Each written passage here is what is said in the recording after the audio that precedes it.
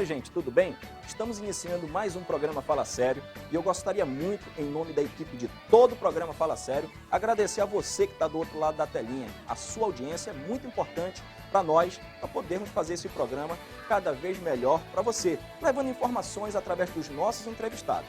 E antes de chamar o nosso convidado desta semana, eu quero dar uma notícia muito bacana aí para o pessoal do interior do Amazonas, através do programa Luz para Todos. Eu estava aqui vendo no Facebook, o ministro Eduardo Braga postou, na semana passada isso aconteceu, e aqui a gente vai dar essa notícia para vocês.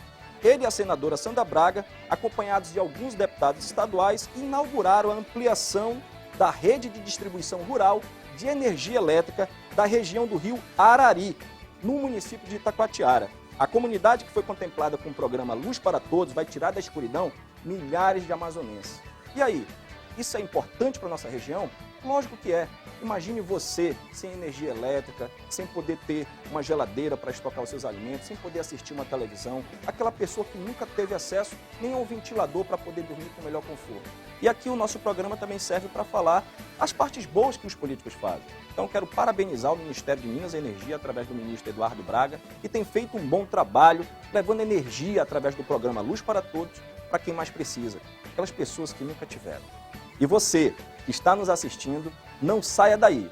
E o nosso entrevistado de hoje é o deputado federal Issa Abraão. E nós vamos conversar sobre diversos assuntos relacionados à cidade de Manaus, ao estado do Amazonas e o que ele faz no Congresso Nacional de benefícios aqui para o nosso estado. Eu quero te convidar, antes de iniciar essa entrevista, a conhecer um pouco mais do nosso deputado federal, Issa Abraão. Issa Nagibe Abraão Filho tem 35 anos, é amazonense, casado e pai de 2 filhos. Formado em Economia e pós-graduado em Gestão Empresarial pela Fundação Getúlio Vargas, além de mestre em Desenvolvimento Regional pela UFAM. Em 2008, foi eleito vereador de Manaus com 2.338 votos. Na Câmara Municipal de Manaus, se destacou como um dos mais propositivos. Entre seus projetos de leis aprovados estão a regulamentação da profissão de camelô e a restrição da circulação de veículos pesados em alguns horários e zonas de Manaus. 2 anos depois, concorreu para o cargo de governador do estado do Amazonas, obtendo uma votação expressiva com mais de 130 mil votos, nos quais lhe proporcionaram o 3º lugar na época, sendo o candidato mais jovem do pleito. Em 2012 foi eleito vice-prefeito de Manaus e se destacou como secretário de obras do município. Em 2014, foi eleito deputado federal pelo seu estado, obtendo 113.646 votos.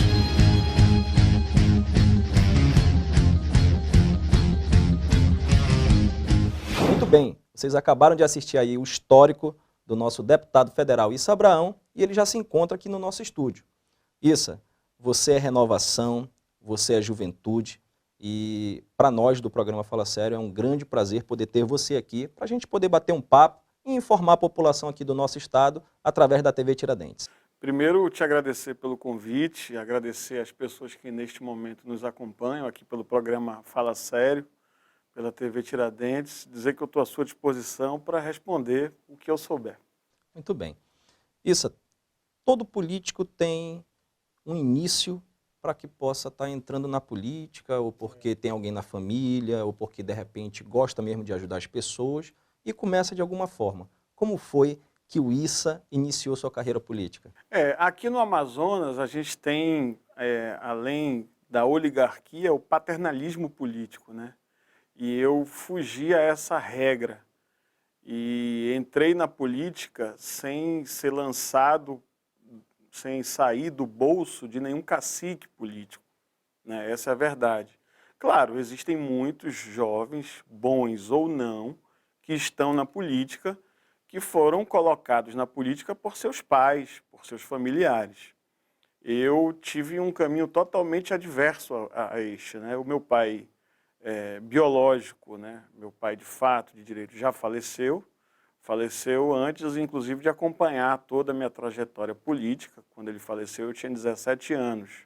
O máximo que ele viu da minha vida foi ser presidente da UESA, da União dos Estudantes Secundaristas do Amazonas, que é a entidade, até hoje, que representa os alunos do ensino fundamental e médio.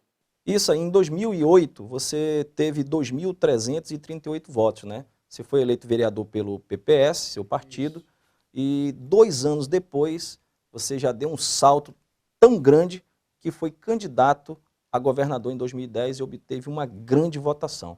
Queria que tu falasse um pouco aqui para os nossos telespectadores, qual foi essa experiência que você teve e essa maturidade, apesar de muito jovem, de poder sair de vereador, eleito com 2.338 votos, e sair candidato a governador contra pessoas, né, contra políticos fortes aqui do estado do Amazonas, e fez uma excelente campanha e obteve uma excelente votação. Você obteve mais de 130 mil votos para governo do Amazonas em 2010. Conta um pouco para a gente dessa experiência, o que você absorveu e, apesar de muito jovem, teve a confiança de boa parte da população do Amazonas. O que acontece, Paulo? Em 2008, eu costumo dizer que eu tive os votos necessários, né? Eu precisava, de acordo com os cálculos, aquela coisa do coeficiente eleitoral, coligação, que todo candidato fica muito angustiado. E muita parte da população ansioso, não entende o que é isso, não né? entende exatamente isso. Mas nós que somos do meio político temos que ter algum entendimento. E aí eu precisava, tanto é que isso foi um dos motivos também que me estimulou a ser candidato com chances reais de vitória na eleição de 2008. E eu precisava de 2.500, 2.700 votos, a gente tinha esse número muito em mente, para ganhar a eleição. Então eu costumo dizer que eu tive os votos necessários para ganhar a eleição. E depois daquela eleição, tudo passou a ser diferente, né? Eu passei a ter um mandato, passei a ter uma tribuna, passei a conhecer outros políticos, né? Eu não era inserido no meio político profissional, e você acaba se inserindo aí. Você conhece prefeito, vice-prefeito, vereadores, empresários que querem conversar e conhecer políticos. Então, eu fui ganhando musculatura e aprendendo diante disso.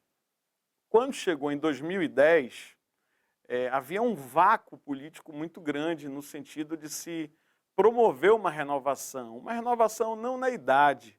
É bom que a gente diga isso, porque há jovens hoje com 18, 19 anos que pensam como idosos, né? Parece que perderam o estímulo pela vida, não se reciclam. Como, na realidade, há idosos, há pessoas acima de 60, 70 anos que estão o tempo todo lendo, estudando, se preparando, que têm uma mentalidade nova, jovem. E a nossa proposta naquela eleição de 2010 era exatamente propor para Manaus, lançar para Manaus a ideia do novo, né? De sermos uma alternativa diferente de tudo que se vê e que se viu. E aí, conversando com o meu partido, claro que num primeiro momento você é tido como louco, né? O que isso quer? O que ele está pensando da vida? Querer ser candidato? Eu ainda ia fazer 30 anos e a Constituição, na época, obrigava que você tinha que ter no mínimo 30 anos para ser candidato a governador.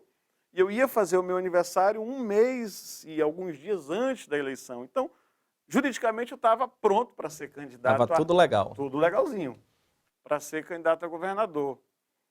E aí, depois de toda aquela conturbação, né, política dentro do meu partido, eu consegui conquistar a confiança de muitos, que inclusive me acompanham até hoje.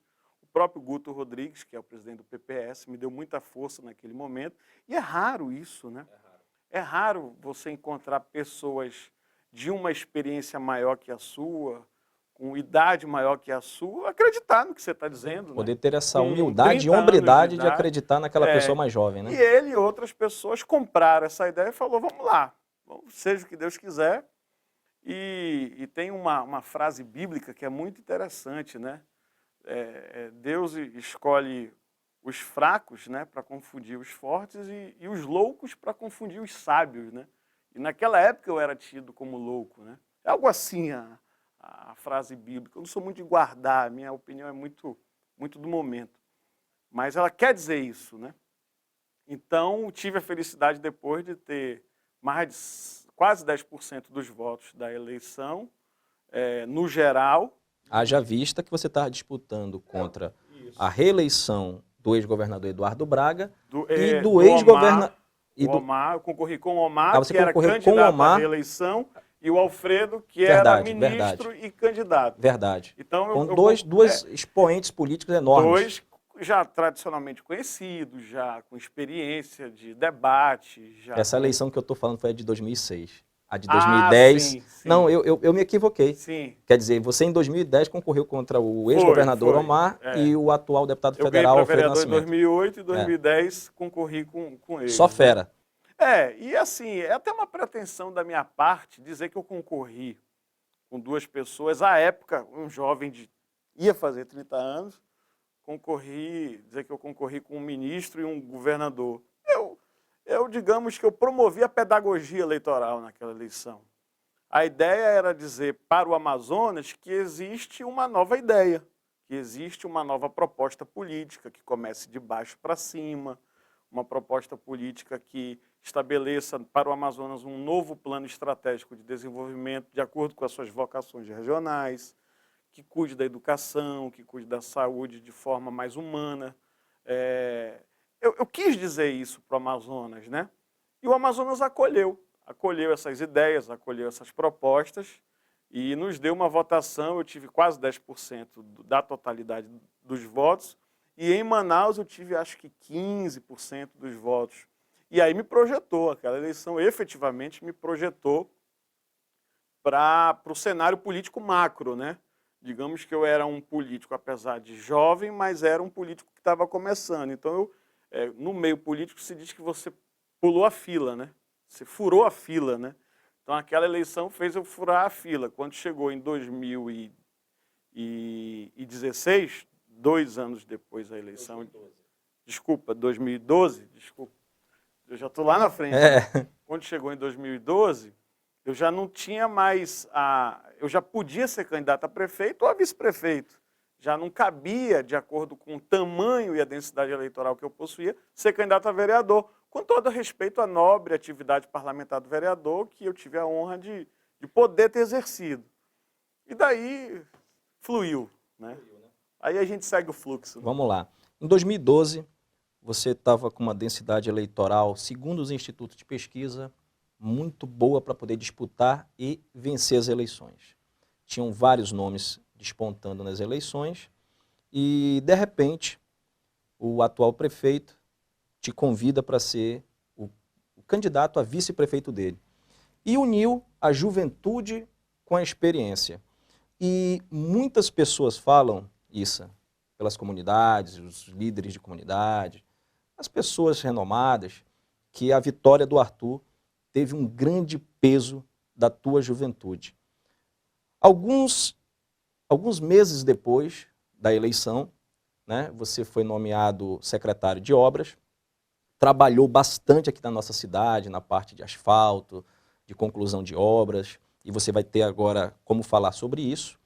Mas eu quero que você me fale no próximo bloco qual foi a sua experiência como vice-prefeito, secretário de obras e esse rompimento com o prefeito Arthur Neto, tá ok? Tá ok.